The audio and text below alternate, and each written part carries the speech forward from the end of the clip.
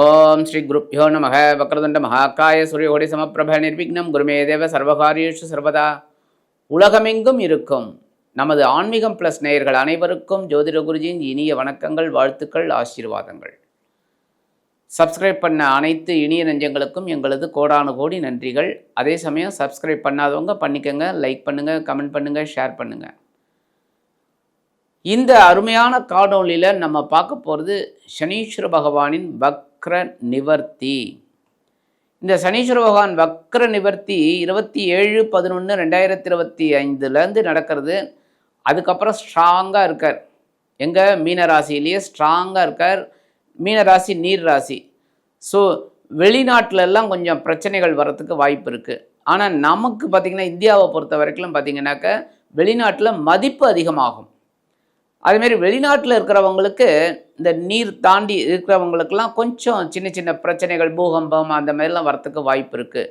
மற்றபடி இந்த நீர் ராசியில் சஞ்சரிக்கக்கூடிய சனீஸ்வர பகவான் குரு பகவானோட ராசியில், அதனால் நிறைய ஞானம் கிடைக்கும், நிறைய தெளிவு கிடைக்கும். ஒவ்வொரு விஷயத்துலையும் ஒரு வெற்றி கிடைக்கணுங்கிற ஒரு போராட்டம் தொடரும். அந்த வகையில் இந்த சனீஸ்வர பகவான் அப்படின்னாலே நீதிமான், அந்த மாரி தான் சொல்லக்கூடியது. ஆயுள் காரகன், நீதிமான்.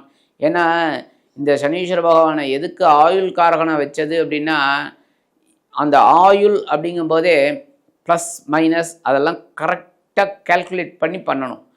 அது மற்ற கிரகங்களுக்கெல்லாம் கிடையாது, சரியா? ஏன்னா சூரியன் அப்படின்னு பார்த்திங்கன்னா ஆளுமை இருந்தாலும் கொஞ்சம் அப்படியே தகப்பனார் ஸ்தானம், அடுத்தது தாயார் ஸ்தானம் சந்திரன், புதன் அறிவு ஸ்தானம். அறிவுங்கும்போதே எல்லாருக்குமே ஒரு ஃப்ளெக்சிபிலிட்டி இருக்கும். அந்த மாதிரி ஒவ்வொரு விஷயத்துலையும் இந்த சனீஸ்வர பகவான் பார்த்திங்கன்னா ஆயுள் காரகன் அப்படிங்கும்போது நீதிமானாக இருக்கணும். அதுக்கு தான் தராசு முள் மாதிரி அதுக்கு அந்த துலாத்தில் வந்து உச்சமடையார் வச்சாங்க. துலாத்தில் தான் உச்சமடைகிறார். ஏன்னா துலாம் தராசுங்கிறது கரெக்டாக இருக்கணும். எடை ஒருத்தரை பார்த்து எடை போடுறதுங்கிறது சொல்லுவாங்க பார்த்திங்களா, அந்த மாதிரி இருக்கணும். அப்போ தான் வந்து அந்த சனீஸ்வர பகவானுக்கு கரெக்டு. அப்படி இருக்கும்போது இந்த சனீஸ்வர பகவான் வந்து ஒரு பாடத்தை தான் கொடுப்பார். எல்லாரையும் கவுத்து விட மாட்டார், எல்லாரையும் சாகடித்து எல்லாரையும் கூட்டின்னு போகிற கிரகம் கிடையாது, புரியுதா? அந்த வகையில் சில விஷயங்களில் சில இடத்துல இருக்கும்போது அபரிமிதமான பலன்களை கொடுக்குறவரும் அவர் தான், யோகக்காரகனும் அவர் தான் நிறைய பேருக்கு.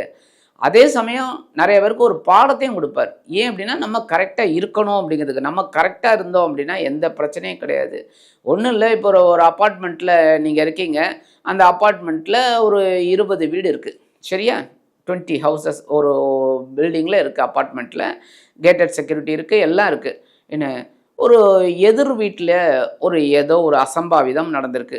அதாவது போதைப்பொருள் கடத்தினாங்களோ இல்லை ஏதோ வாட் எவர் இட் மேபி, ஏதோ ஒன்று அசம்பாவிதம். அந்த என்கொயரி பண்ணுறதுக்கு போலீஸ் ஆஃபீஸர்ஸ் வராங்க. என்ன வந்து ஏதோ தெரியாமல், நல்லா கவனிங்க, தெரியாமல் உங்கள் வீட்டு கதவை தட்டுறாங்க. உங்கள் வீட்டுக்கு எதிர் வீட்டில் தான் அந்த நடந்திருக்கு. உங்கள் வீட்டுக்கு கதவை தட்டுறாங்க. எதுக்குன்னா விசாரிக்கிறதுக்கு. என்ன எதிர் வீட்டில் அந்த இது எங்கே, அந்த வீடு யாரோட வீடு, அந்த இப்போ ஒரு ஆள் பேர் சொல்லி அவரோட வீடு அதுதானா, எங்கே இருக்குது அப்படின்னு கேட்கறதுக்காக உங்களோட வீட்டை கதவை தட்டுறாங்க. நீங்கள் கதவை திறக்கிறீங்க. எதிர்த்தாப்பில் போலீஸ் எல்லாம் நின்னோன்னா உங்களுக்கு என்ன டக்குன்னு தோணும்? கட கட கட கட கடன்னு கை காலெலாம் நடுக்க ஆரம்பிச்சிடும். எதுக்காடா நம்ம வீட்டை தேடி போலீஸ் வந்திருக்குன்னு. உங்களுக்கு அதுக்கும் சம்மந்தமே கிடையாது, கரெக்டாக? இங்கே வந்து உங்களுக்கு ஒரு சின்ன லெசன் என்னென்னா, நம்ம என்னதான் தப்பு பண்ணலை அப்படின்னாலும் நமக்கு ஒரு பயம் இருக்கும். அப்புறம் நம்ம சொல்ல போகிறோம் எதிர் வீடு அப்படின்னு சொல்லி. அதுமாரி இந்த சனீஸ்வர பகவான் எல்லாருமே பார்த்து பயப்படக்கூடிய ஒரு கிரகம் கிடையாது. இந்த சனீஸ்வர பகவான் வந்து நமக்கு ஒரு பாடத்தை கொடுப்பார். அப்படிங்கும்போது நம்ம தெளிவாக இருக்கணும் அப்படிங்கிறதுக்கு தான். தெளிவு கண்டிப்பாக வேணுங்க. தெளிவற்றவன் உங்களுக்கே தெரியும் பைத்தியம். அப்போ தெளிவாக இருக்கணுங்கிறதுக்காக தான் இந்த கிரகம் வந்து அந்தந்த வேலைகளை செய்கிறது. ஸோ சனீஸ்வர பகவான் இப்போ வந்து மீனராசியில் அதி அற்புதமாக உட்காந்துட்டு வக்கரமாக இருந்தார். இப்போ வக்கர நிவர்த்தி ஆகி அதி அற்புதமாக ஜொலிக்க போகிறார். 27/11/2025 இருக்கார். இன்னும் கிட்டத்தட்ட 2026 தான் மறுபடியும் ஒரு வக்கர கதி அடைவார். ஏன்னா எப்போவுமே ஒரு ராசியில் 2 தடவை வக்கர கதி அடைகிறது இவர் தான். ஸோ வக்கர கதி அடையும் போது மறுபடியும் அடுத்த வருஷம்தான். ஸோ இப்போ வக்கர நிவர்த்தி அடைஞ்சு முழு பலன்களை கொடுக்க போகிறார். அது சில பேருக்கு சுப பலன்களாக இருக்கும், சில பேருக்கு அசுப பலன்களாக இருக்கும், சில பேருக்கு பாடம் கற்றுக் கொடுக்குற ஒரு பலன்களாக இருக்கலாம். அதனால் சில விஷயங்கள் நடக்கக்கூடிய ஒரு அம்சம் இந்த சனீஸ்வர பகவானால் கிடைக்கும். ஆக இந்த வக்கர நிவர்த்தி ஆகி முழு பலத்தோட, ஏன் அப்படின்னா வக்கரம் அடையும் போது ஒரு பலம் இருக்கும், பலமே இல்லைன்னு இருக்கும். ஏன்னா வக்கரம் அப்படிங்கும்போதே அது பின்னோக்கி நகரக்கூடிய ஒரு அம்சம் அப்படின்னு ஒரு இது இருக்குது. அப்போ பலம் இழந்த ஒரு கிரகம் முழு பலத்தோடு இப்போ ஒர்க் அவுட் ஆக போகிறது. அப்போ நிறைய ராசிகளுக்கு நிறைய நன்மைகளை கொடுக்கும், நிறைய ராசிகளுக்கு ஒரு பாடங்களை கொடுக்கும். சரி, அந்த வகையில் ஒவ்வொரு ராசிக்கும் இந்த சனீஸ்வர பகவான் வக்ர நிவர்த்தி ஆகி என்னென்ன பலாபலன்களை கொடுக்க போகிறார் அப்படிங்கிறத பற்றி நம்ம இப்போ தெளிவாக பார்ப்போம். இப்போ இந்த பதிவுக்கு போகலாமா? அன்பான விருச்சிக ராசி நேர்களே, இந்த அருமையான காணொலியில் நம்ம பார்க்க போகிறது சனீஸ்வர பகவானின் வக்ர நிவர்த்தி. என்ன சார், வக்ர நிவர்த்திக்கும் ஒரு பதிவு, வக்ரத்துக்கும் ஒரு பதிவா அப்படின்னு? கண்டிப்பாக. ஏன்னா வக்ரம் அப்படிங்கும்போது 6 மாத காலம் அவர் வக்ரமாக இருப்பார். ஸோ பலன்கள் கொஞ்சம் மாறுபடும். அதேமாதிரி வக்ர நிவர்த்தி ஆகும்போது மறுபடியும் பலன்கள் மாறுபடும். ஏன்னா அந்த மாதிரி ஒரு அமைப்பு இப்போ இந்த சனீஸ்வர பகவான் வக்ர நிவர்த்தி ஆகுது. அந்த வகையில் இந்த சனீஸ்வர பகவான் உங்களுக்கு யார் அப்படின்னு பார்த்தீங்கன்னா சகாயாதிபதி, அதே சமயம் சுகாதிபதி. நிறைய விருச்சிக ராசி அன்பர்கள் முயற்சிகள் எடுப்பீங்க, உடல் ஆரோக்கியத்தில் கவனம் எடுத்துக்க மாட்டீங்க. உடல் ஆரோக்கியத்தில் கவனம் எடுத்துப்பீங்க, முயற்சி செய்ய மாட்டீங்க. இந்த மாதிரி தான் இருப்பீங்க. ரெண்டையுமே நீங்கள் எடுத்துக்கணும். 2 ஆதிபத்தியத்தையும் நீங்கள் எடுத்துக்கிட்டால் தான் சனீஸ்வர பகவானோட அருள் உங்களுக்கு பரிபூர்ணமாக கிடைக்கும். ஆக இந்த 3-4 கூடையவர் எங்கே இருக்காருன்னா பஞ்சமஸ்தானம், 5ஆம் இடம். அப்படின்னாலே 5ஆம் இடத்துல கொஞ்சம் குழப்பம் இருக்கும். குழந்தைகளின் மூலமாக கொஞ்சம் குழப்பம், கொஞ்சம் எடுக்கிறது. இதில் வக்கரத்தில் இருக்கும்போது ஓரளவுக்கு சில நன்மைகளை நீங்கள் அடைஞ்சிங்க. என்ன, ஓரளவுக்கு உங்களுக்கு ஒரு நன்மைகள்லாம் கிடச்சிது. ஆனாலும் இப்போ வக்கர நிவர்த்தி ஆகும்போது கொஞ்சம் பிரச்சனைகளை சந்திக்க நேரிடலாம். அப்படிங்கிறனால மனசை தெளிவாக வச்சுக்கோங்க, உடல் ஆரோக்கியத்தை தெளிவாக வச்சுக்கோங்க, எடுக்கிற காரியங்களில் தெளிவாக வச்சுக்கோங்க. அவ்வளோதான். காலையில் எழுந்தோடனே இந்த வேலைகளை நம்ம இன்னைக்கு செய்யணும் அப்படின்னு வச்சுக்கோங்க. அதேமாதிரி உத்தியோகத்துக்கு போகிறீங்கள, அந்த உத்தியோகத்தில் இன்னி வேலைகள் உங்களுக்கு என்ன துறை ஒதுக்கப்பட்டுள்ளதோ அந்த துறைக்குண்டான வேலைகளை நீங்கள் அற்புதமாக ஒரு கணித்து செய்யுங்க. அதுவே உங்களுக்கு பெரிய முன்னேற்றத்தை கொடுக்கும். அது எதுக்கு நான் சொல்கிறேன் அப்படின்னா, மற்ற விஷயங்களை நீங்கள் கான்சன்ட்ரேட் பண்ணுறீங்க, அதை அவாய்ட் பண்ணுங்கள். உங்களோட டிபார்ட்மெண்ட் என்ன அதை பாருங்கள், சரியா? அப்போ உங்களுக்கு சிறப்பான ஒரு முன்னேற்றம், ஒரு உத்தியோகத்தில் முன்னேற்றம், நீங்கள் எதிர்பார்க்குற அந்த உயர்வுகள் எல்லாம் வரத்துக்கு வாய்ப்பு இருக்குது.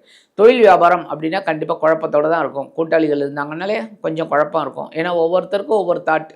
பட் நீங்கள் என்ன பண்ணுங்கள், கொஞ்சம் அவங்களோட என்ன விஷயம் அப்படின்னு கேட்டுக்கோங்க. அதுக்கேற்ற மாதிரி நீங்கள் உங்களோட பாயிண்ட்ஸை சொல்லுங்கள். நீங்கள் அந்த மாதிரி போகிறது தொழில் வியாபாரத்தில் ஒரு முன்னேற்றத்தை கொடுக்குங்க. குடும்பத்தில் சின்ன சின்ன குழப்பங்கள் இருக்கத்தாங்க இருக்கும். அடுத்தபடியாக ஒவ்வொரு விஷயத்துலேயும் நீங்கள் தெளிவாக முடிவெடுத்தால் தான் நல்லது. ஆன்மீகம் உங்களுக்கு ரொம்ப கை கொடுக்கும், புரியுதா? நீங்கள் இந்த குலதெய்வ பிரார்த்தனைகள் ஏதாவது பெண்டிங் இருக்கா, முடிச்சிருங்க.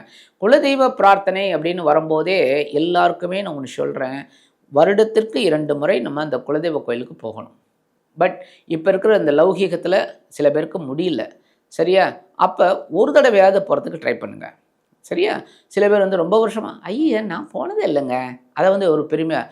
இப்போ கூட ஒரு மிகப்பெரிய பிரபலமான ஒரு நடிகர்னு சொல்லிக்கிறது, என்ன பேர் சொல்ல விரும்பலை, என்ன அவருக்கு பசங்க இருக்காங்க, அவங்களும் நடிகர்கள் தான்.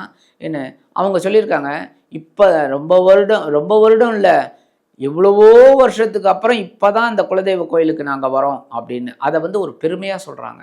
அதில் என்ன பெருமை இருக்குது சொல்லுங்கள்? குலதெய்வ கோவில் கண்டிப்பாக எல்லாருமே போகணும். ஏன்னா நம்மளோட குலத்துக்கு நம்மளோட முன்னோர்கள் அருளிய தெய்வங்கள் குலதெய்வங்கள். ஸோ கண்டிப்பாக அந்த குலதெய்வ பிரார்த்தனை நம்ம எப்போவுமே வருஷத்துக்கு ஒரு தடவை செய்யணும். செய்ய தான் நல்லது. அது நமக்கு பிரச்சனைகள் வந்தாலும் சரி, பிரச்சனைகள் இல்லாமல் சுப நிகழ்ச்சிகளாக நடந்தாலும் சரி, நம்ம குலதெய்வத்தை வழிபாடு பண்ண குலதெய்வம் நம்மளை கைவிடாது, புரியுதா? அதனால் குலதெய்வ வழிபாடு பண்ணுறதுக்கு இது உச்சிதமான ஒரு நேரம். கண்டிப்பாக எதாவது பெண்டிங் இருந்ததுன்னா போயிட்டு வந்துடுங்க. அதேமாரி நீண்ட நாள் பிரார்த்தனைகள், ரொம்ப நாளாக சில நம்ம எப்போ வேண்டின்றது, என்ன ஒரு கிட்டத்தட்ட ஒரு 5-6 வருஷத்துக்கு மேலே ஆச்சுப்பா, நான் செய்யவே முடியல, அதெல்லாம் இப்போ செஞ்சுருங்க. முடிகிற போது செஞ்சுட்டு வந்துடுங்க. அதுமாரி கோவில் டொனேஷன், அதேமாரி தீபம் ஏற்றுறது, அதாவது சில கோயிலெல்லாம் விளக்கெரியறதுக்கு கூட அது ஒரு இது இல்லை. ஸோ விளக்கெரியறதுக்கு அந்தமாரி அங்கே ஒரு பிரசாத நைவேத்தியம் பண்ணுறதுக்கு இதுக்கெல்லாம் நீங்கள் டொனேட் பண்ணுறது ரொம்ப விசேஷம். அதேமாரி அநாத ஆசிரமங்கள், அது ரொம்ப விசேஷம். அனாதை குழந்தைகள் எல்லாமே சனீஸ்வர பகவானோட குழந்தைகள். அதேமாதிரி மாற்றுத்திறனாளிகள் எல்லாருமே சனீஸ்வர பகவானோட குழந்தைகள். ஸோ அந்த அவளுக்கெல்லாம் நம்ம ஹெல்ப் பண்ணுறது ரொம்ப விசேஷம். நம்மளால் முடிஞ்சது எப்போவுமே யதாசக்தி யதாகிரண்யம். நமக்கு யதாசக்தி தான். நம்ம எந்த தெய்வமும் நம்மளை கஷ்டப்படுத்தி நீ இதை செய் அப்படின்னு சொல்லலை. எல்லாமே நம்ம ஒரு இதுக்கு தான் செய்யணும். இப்போ அழகு குத்துறாங்க, அந்த தேர் இழுக்கிறாங்க அப்படின்னா என்னென்னா, அது எந்த சுவாமியும் கேட்கல. எனக்கு நீ வேல் வச்சு குத்திக்கோ, எனக்கு அப்படியே உன் நாக்கை கட் பண்ணி கொடு அப்படின்னு எந்த சுவாமியுமே கேட்கல, எந்த அம்பாலும் கேட்கல. சரியா? நம்மளோட இஷ்டத்துக்கு அதெல்லாம் செய்கிறோம். பட் அதெல்லாம் வந்து நம்மளோட மன திருப்திக்கு பண்ணுறோம். கரெக்டாக? அதுமாரி நம்ம பகவான் பிரார்த்தனை பண்ணுறது, இந்த மாற்றுத்திறனாளிக்கு உதவி பண்ணுறது, இதெல்லாம் ரொம்ப விசேஷம். இருந்தாலும் பார்வை அப்படின்னு பார்த்தீங்கன்னாக்கா 3ஆம் பார்வை உங்களோட கலத்திரஸ்தானத்தை பார்க்குறதுனால வாழ்க்கை தன்னோட உடல் ஆரோக்கியத்தில் கவனமாக இருங்க. 7ஆம் பார்வை உங்களோட லாபஸ்தானத்தை பார்க்குற, லாபத்தில் கட் பண்ணுவார். ஸோ நம்ம லாபத்துக்கு உண்டான வேலைகளெல்லாம் நம்ம செய்யணும். உத்தியோகத்தில் உயர்வுகளுக்கு, அதுமாரி தொழில் வியாபாரத்தில் உயர்வுகளுக்கு நம்ம கண்டிப்பாக ஒரு கான்சன்ட்ரேஷன் கொண்டு வந்துக்கணும். அடுத்தபடியாக 10ஆம் பார்வை உங்களோட முக்கியமாக தனவாக்கு குடும்பஸ்தானத்தை பார்க்குறாரு. ஸோ 2ஆம் இடம் அப்படிங்கும்போது பொருளாதாரத்தில் டைட் பண்ணுவார். ஸோ நம்ம அதை சரி பண்ணி என்னென்ன செலவுகளை கரெக்ட் பண்ணணுமோ அதெல்லாம் பண்ணணும். ஆக இந்த இதெல்லாம் பண்ணுறதுக்கு பரிகாரமாக என்ன பண்ணணும் அப்படின்னா, கண்டிப்பாக சனீஸ்வர பகவான் வழிபாடு பண்ணுங்கள். சனிக்கிழமை விரதம் இருக்கிறது ரொம்ப விசேஷம். முடியாதவர்கள் நீங்கள் என்ன பண்ணுங்கள், பக்கத்தில் இருக்கிற கோயிலுக்கு போங்க. காலையில் 6லேருந்து 7 சனி பகவான் ஹோரை, இந்த ஹோரை பார்த்து பண்ணுறது ரொம்ப விசேஷம். ஸ்திர ஹோரை. நேராக போயிட்டு எல் தீபம் போடுங்க. போட்டு 9 அந்த நவகிரகத்துக்கு 9 சுற்றுங்க. சுற்றிட்டு ஒரு அர்ச்சனை பண்ணுங்க. பண்ணிவிட்டு வெளியில் வந்து உட்காந்துக்கிட்டு அந்த பிரகாரத்தில் உட்காந்துக்கிட்டு சனி பகவான் காயத்ரி ஓம் காகத் வஜாய் வித்மிகே கட்க ஹஸ்தாய் தீமிகி தன்னோ மந்த பிரச்சோத்யாத் 27 தடவை சொல்லிவிட்டு ஒரு ஓம் நம சிவாய ஓம் நம நாராயண சொல்லிட்டு வாங்கோ. அற்புதமான பலன்கள் உங்களுக்கு கண்டிப்பாக கிடைக்கும். ஆக இந்த சின்ன பரிகாரம் நீங்கள் பண்ணுறதுனாலேயே உங்கள் சகாயாதிபதியும் சுகாதிபதியுமான சனீஸ்வர பகவான் உங்களது பஞ்சமஸ்தானத்தில் அமர்ந்து அற்புதமான வக்ர நிவர்த்தி அடைந்து முக்கியமாக உங்களுக்கு சில நன்மைகளை கண்டிப்பாக கொடுப்பார் என்று கூறி விடைபெறுகிறேன். நன்றி, வணக்கம். மீண்டும் ஒரு அருமையான காணொளியில் உங்களை சந்திக்கிறேன். வாழ்த்துக்கள். வாழ்க வளமுடன்.